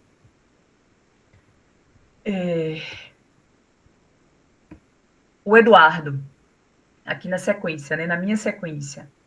Amiga, só para informar, 11 minutos, tá? 11 minutos. Sobre o Eduardo, de novo, ao Eduardo eu lançaria alguns questionamentos. Eu anotei aqui ao finalzinho.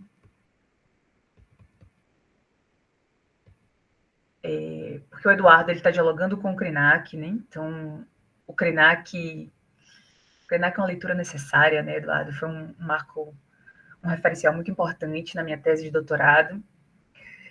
E aí, talvez, a adoção de uma linguagem comparativa faça a problemática jurídica também ascender em sua pesquisa.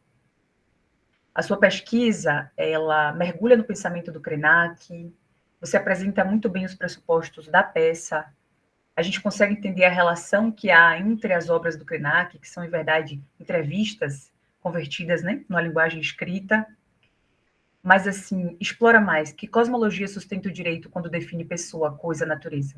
Quais vidas o direito consegue ver e quais ele não vê? Até que ponto a personalidade jurídica é um mito moderno, mas contingente? O direito pode reconhecer a coexistência de múltiplos tempos? O tempo linear da certeza jurídica limita a nossa capacidade de imaginar novos direitos, novos sujeitos? É um texto que, se ele trouxer essa crítica, nos situa mais no seu problema de pesquisa, que não é sobre o Krenak, né? O Krenak é o potencial reflexivo em cima desse problema. Muito pelo contrário, né? Com o Frank falei. Opa! Vamos lá, 2 minutinhos. Lívia. Cadê a Lívia? A Lívia seria apenas uma indicação de leitura que talvez, Lívia, seja um autor que você já conhece, foi um autor mencionado aqui hoje, que é o Paul Ricoeur. Um mergulho mesmo na obra do Paul Ricoeur, porque ele vai fortalecer o diálogo do que você está propondo, né? Está muito bem estruturado, uma ideia que o Paul Ricoeur trabalha de mimesis como pré-figuração, o campo simbólico e afetivo antes da narrativa, depois a mimesis como configuração, o documentário como forma narrativa que vai dar unidade aos elementos dispersos, mas que são colocados de forma muito intencionais no diálogo estabelecido com o documentário.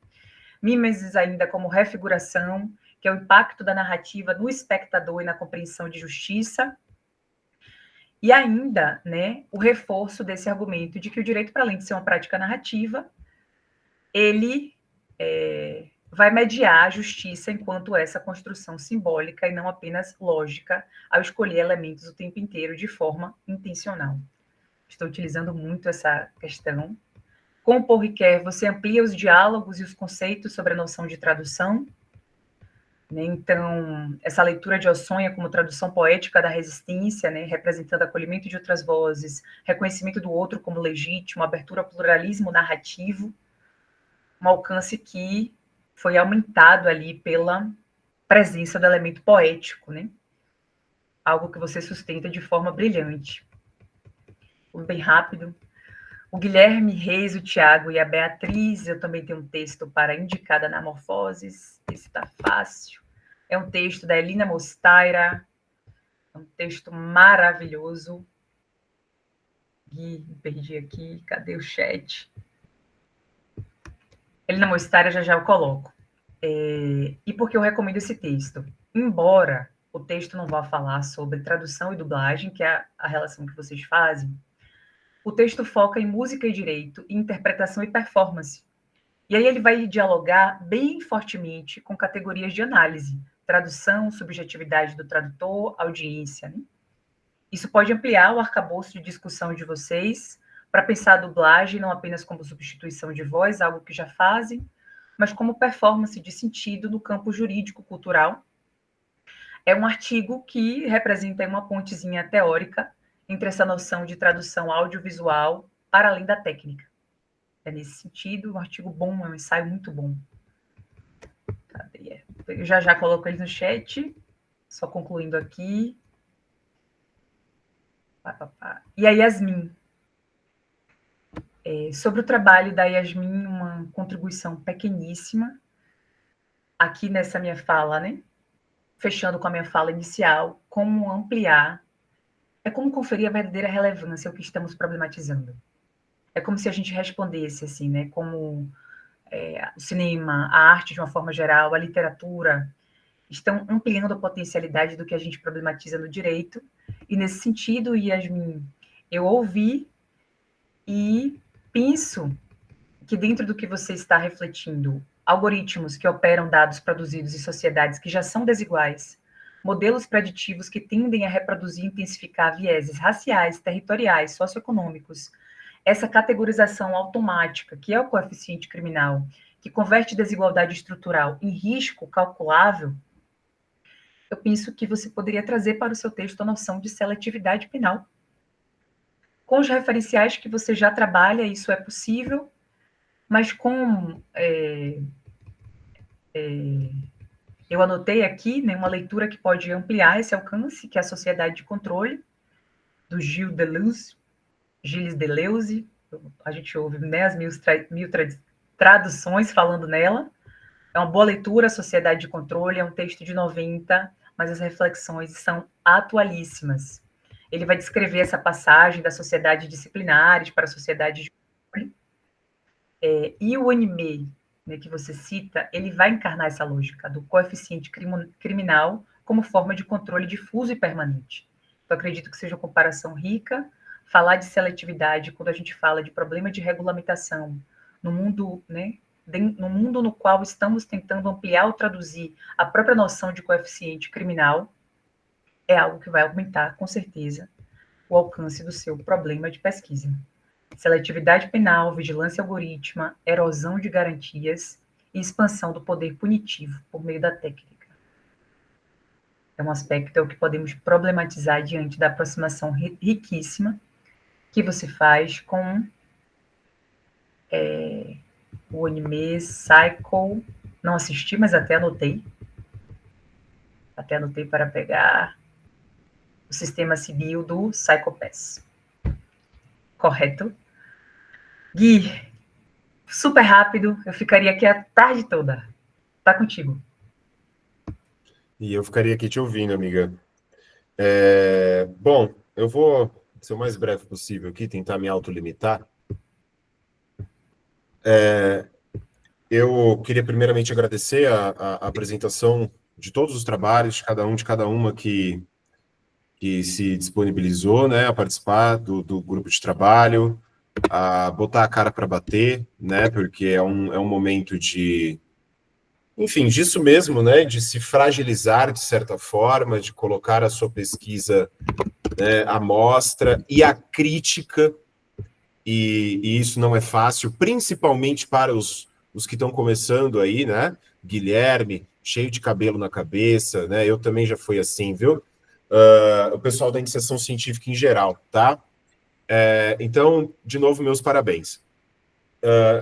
Em segundo lugar, tudo que eu falar a partir de agora não é para tirar você desse caminho ou para desacreditar ou deslegitimar a sua pesquisa, né? A gente está aqui para isso mesmo agora, para ouvir como a nossa pesquisa foi ouvida, né? Para pegar justamente o retorno aí da expressão que você acabou de apresentar para nós, tá? Então, como eu disse, quando eu li os trabalhos dessa tarde, né, eu percebi problemas semelhantes ao que nós vimos tentando combater ou diagnosticar ou cuidar, tratar. São problemas comuns, que é claro que se manifestam em singularidades, e em maior ou menor grau, todos os trabalhos têm um pouco disso, e eu não estou falando só do trabalho que foi apresentado aqui, mas outros trabalhos, os meus trabalhos, tá? Então, assim, é algo geral, assim, sabe? São sintomas de um problema. E aí eu poderia chamar né, a gente poderia desdobrar esse problema em dois, que seria um déficit teórico-metodológico, né? Um déficit teórico-metodológico relativo a referenciais teóricos que venham do direito e literatura e vou arriscar até de alguns âmbitos da teoria literária, né? Quando a gente pensa nisso, o resultado muitas vezes são pesquisas em que a pesquisadora ou o pesquisador ele está usando uma obra literária ou uma canção, ou uma obra audiovisual como uma alegoria, e aí na teoria literária uma má alegoria, de uma opinião que ele ou ela já tem, de uma tese ou de uma hipótese que ele ou ela já tem, e ele ou ela usa aquela obra para ilustrar o que já está, né, pronto, né, na sua cabeça. E aí um bom teste que eu coloco aqui para você é tirar a obra literária do teu trabalho, tirar a canção, tirar a música, tirar a obra cinematográfica e fazer esse teste. O seu trabalho continua o mesmo, substancialmente falando? Né? Porque se mesmo sem a obra de arte, o seu trabalho continua o mesmo, dá para começar a suspeitar se está havendo realmente um diálogo com a obra de arte. Né? Se você está deixando a obra de arte falar, porque ela fala alguma coisa, com a sua matéria, com a sua forma, com o seu contexto histórico originário, o seu autor, a sua autora, ela fala. E às vezes, se a gente só está usando aquela obra para ilustrar uma tese que a gente já tem, a gente não está deixando ela falar, não. Né? O segundo... Então, assim, e aí talvez haja uma discordância entre eu e a professora Liliane, e que bom que há, porque tem que ser assim, né, um pouco. Eu acho que às vezes é possível nós, do direito, irmos para a literatura. Eu acho que, inclusive, é saudável para que nós possamos ter uma visão de conjunto melhor. Mas aí, é claro, e aí eu entro no meu segundo ponto, que eu acho que esse déficit não é só teórico-metodológico. Não tem a ver com a falta de pesquisa, de referenciais teóricos do âmbito do direito e literatura ou da própria teoria literária. Também há aí, para mim, um déficit sociológico, que significa, ele aponta para uma falta de uma teoria da sociedade que sirva de pano de fundo para as reflexões em direito e literatura. Porque direito e literatura não são, né, entidades abstratas flutuando num vazio de sentido. Né? Ambos são, e eu acho que esse é o ponto, né? Ambos são produtos de uma sociedade historicamente determinada. A obra literária do século XIX não é a obra literária do século XX, que não é a obra literária do século XXI. A mesma coisa serve para a música, a mesma coisa serve para o cinema, né? E isso muitas vezes é dado de graça, né? Se passa batido por essas questões. Eu acho que uma teoria da sociedade como ponto de estofo entre direito e literatura, né, nos permitiria aprofundar essas reflexões para ir além do direito e literatura. Porque eu tenho essa suspeita, que a gente quer fugir um pouco do direito mesmo. E eu acho que isso é bom. E aí eu vou postar daqui a pouco alguns trabalhos aqui. O primeiro deles é esse artigo meu, né, sobre esse problema, em que eu dou também algumas pistas, eu tento dar algumas pistas a respeito disso, tá?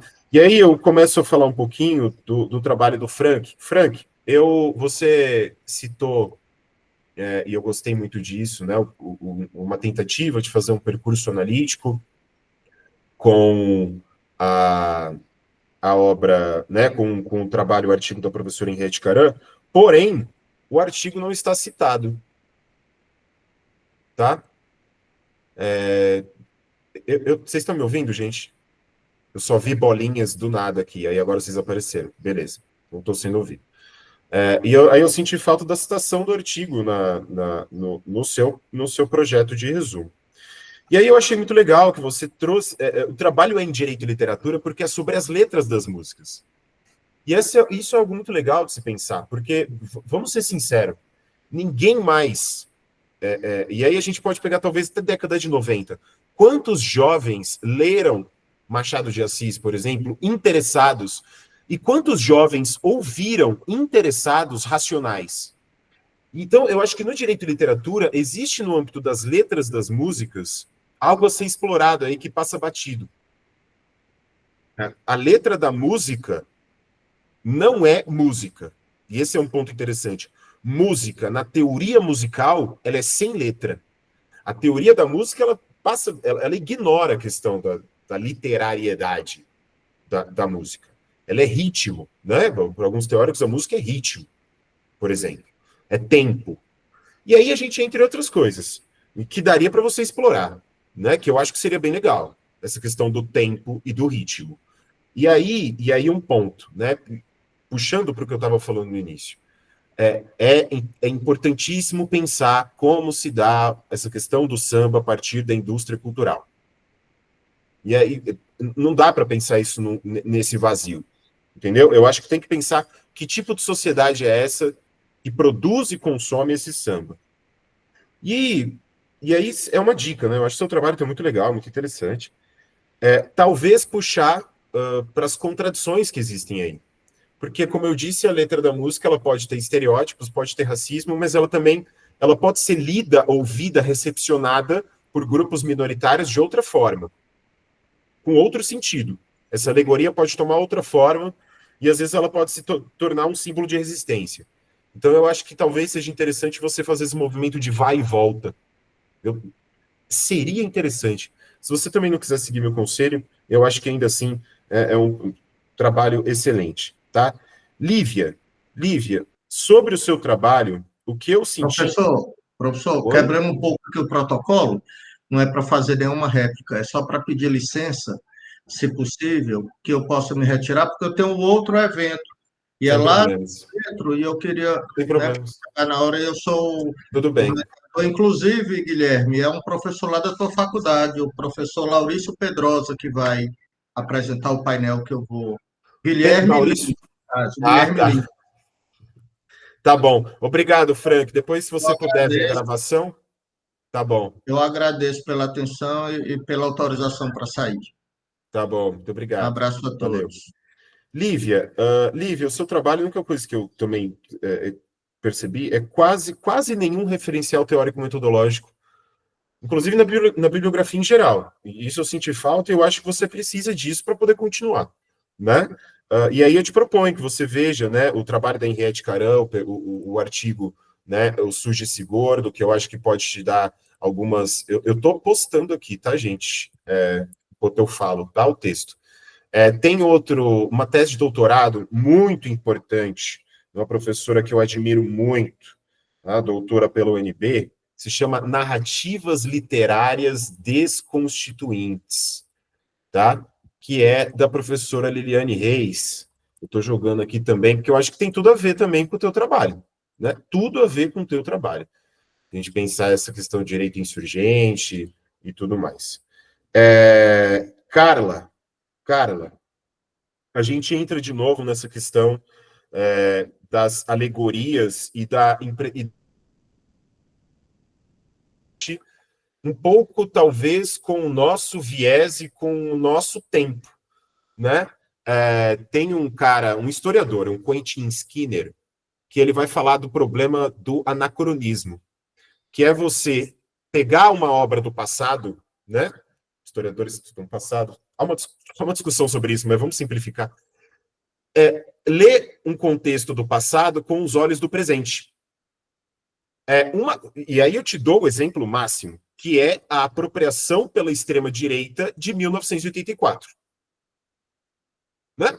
Uma obra de um autor da esquerda, né, que não foi escrito... passa longe das ideias que hoje a extrema-direita faz desse livro para deslegitimizar o estado de bem-estar social. Então, muito cuidado com isso. Muito cuidado com isso. O Frederick Jameson, que é um cara que, inclusive, tem livros de ficção científica que podem ser explorados aqui como referencial teórico-metodológico. Ele tem um livro também sobre alegorias. E aí ele fala que o interessante em estudar alegorias não é ver como aquela obra antecipou o nosso tempo. Isso é uma constante em vários textos. Esse é um detalhe. Por isso que eu acho que é um sintoma. Né? É uma constante. No GT passado, eu peguei uns cinco textos falando assim, essa obra antecipa, sabe? É muito fácil, então, a gente ver os problemas da atualidade em obras do passado, enfim, né? Ou obras de outros contextos. O legal, talvez, seria ver a diferença. Seria ver como Blade Runner, um livro de 68, um contexto, 68, crise dos mísseis em Cuba, por exemplo. Outra coisa é ver Blade Runner quando foi adaptado para o cinema, 82, fim da Guerra Fria, colapso da União Soviética. E um Blade Runner apropriado hoje. Eu acho que... E mais, mostrar as diferenças. Mostrar a descontinuidade nessa aparente continuidade. Eu acho que isso seria bem legal. Tá?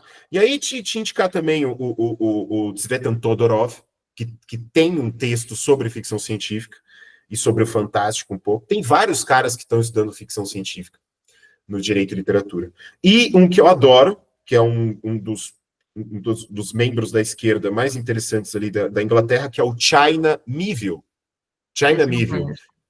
Que é um autor de ficção científica e horror, é um escritor premiado e tem doutorado em direito internacional com Marx, o que é fantástico, tá? Então, eu acho que é isso. Tomar cuidado com esses investimentos libidinais que a gente faz na interpretação das coisas. Porque eu acho que a gente poderia pensar talvez em 4 sentidos aqui para o Blade Runner. O literal, o alegórico, né? O alegórico, a ressurreição de Cristo como alegoria do povo hebreu que se liberta do Egito, ou a República Romana para os revolucionários da França. Alegorias, né? Que eles se apropriam. Ou 1984 para a extrema-direita. O significado individual para você da obra e o significado coletivo. E mostrar a dissociação entre o significado individual e o coletivo, eu acho que é fundamental aqui. Tá? Guilherme, chamar atenção para alguns textos importantes. O primeiro é E aí, Lili, a gente nunca terminou esse trabalho. Um dia a gente tem que retomar. Que é o conceito de hipertradução do Alain Badiou, que reescreve a República do Platão como se fosse hoje. Né? E aí é uma tradução, mas ele muda tudo. Como mudar tudo sem mudar o essencial? Isso né? Quase soltei um palavrão. E aí o direito à literatura do Antônio Cândido, que eu acho que tem alguma coisa aí para você. Tá? É um texto de 88, na promulgação da Constituição. Tá? É muito importante. E Yasmin, mais uma vez, refletir sobre essa questão do déficit teórico-metodológico. Tá? E Eduardo também, né? Eu senti também isso, e aí talvez por Eduardo eu tenha a recomendar Eu acho que para Yasmin, muito do que eu falei para Carla vale, que tem esse paralelo, né, da ficção científica, da distopia, né? Para o Eduardo, eu acho muito legal a aproximação entre direito e teatro, principalmente por meio das categorias da tragédia. E aí eu estou aqui tentando convencer um colega meu, que é professor de artes, a trabalhar direito e comédia.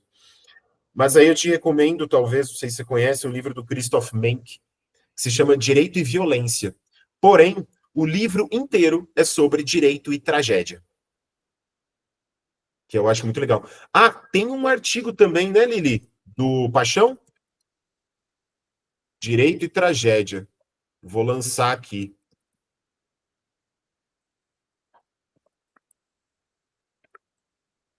O teatro é a história do direito. Eu falei, eu não tô doido.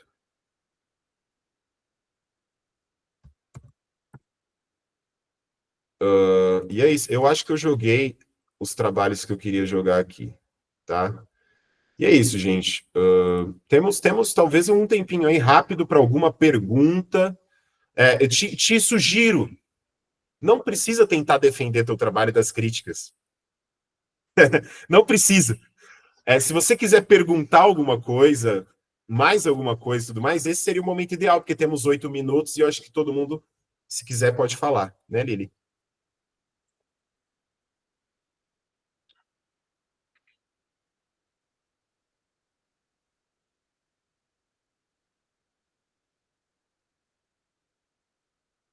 Quer falar alguma coisa, amiga, então? Eu iria me somar contigo, Gui, e dizer que, em verdade, é como se concordássemos, mas olhando para enfoques distintos. Mas as minhas reflexões sobre como problematizamos os problemas,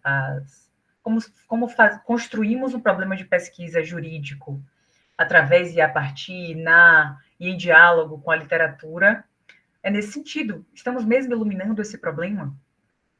Como tocamos essa questão? Qual é o ponto diferencial? Né? Como a literatura, enquanto a grande hipótese reflexiva que é, ilumina como? E aí tem uma fala do Gui, que é a pergunta que me faço sempre: e se eu tirasse? Porque um dos maiores receios é transformar essa aproximação em mero diletantismo. É isso que a gente quer evitar. E se eu tirasse a reflexão literária, o que restaria desse texto, o que restaria dessa pesquisa? Eu ainda sustento todos esses elementos ou essa aproximação ilumina isso daqui num ponto que eu não conseguiria ver? Esse raio. Algo nesse sentido. O Douglas está aqui dizendo que você não comentou.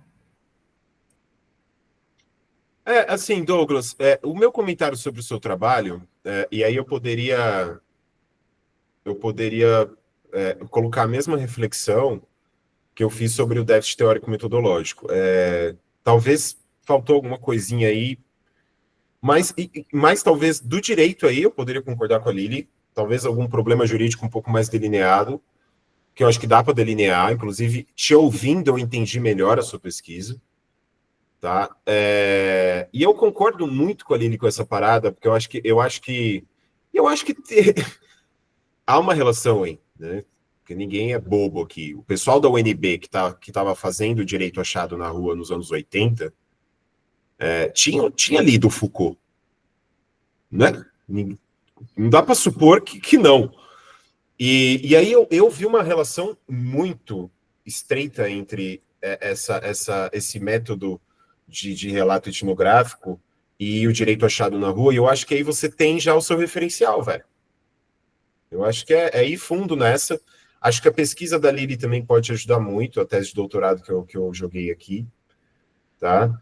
E é isso. Não passou batido, não, é porque eu quis ser mais curto e eu não tinha nada a acrescentar além do que a Lili falou, tá? Mas tá muito bom, parabéns, viu? O Bernardo, meu abraço para ele, meu beijos.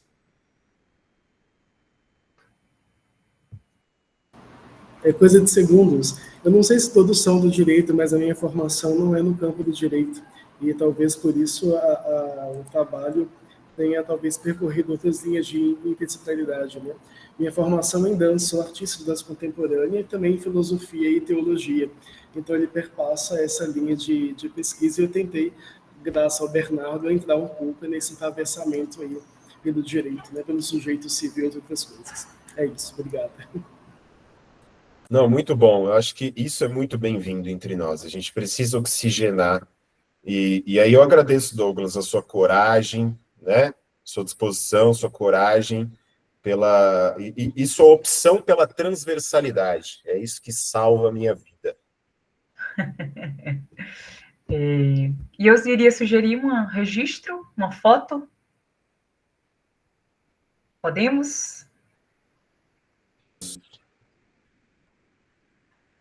Você printa aí, amiga? Vou tirar aqui.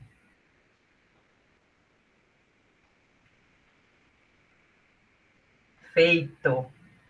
Maravilha. Maravilha, gente. Se não tiver mais nenhum apontamento, a gente pode encerrar. Eduardo, pode falar. Professores, uma dúvida de ordem prática. Tudo foi gravado? Vai ser disponibilizado? Por que meios? Amiga? Tudo foi gravado. Eduardo, precisamos tirar dúvida. Eu não sei se o link ele é disponibilizado, se vocês solicitam isso à organização do evento, ou se isso é colocado num site. Mas se gravamos e se há interesse em acessar o link, beleza? O e-mail do CIDIL. Vou até gerenciar a gravação. Inclusive, pode desgravar, né, amiga? Agora, em 3, 2, 1.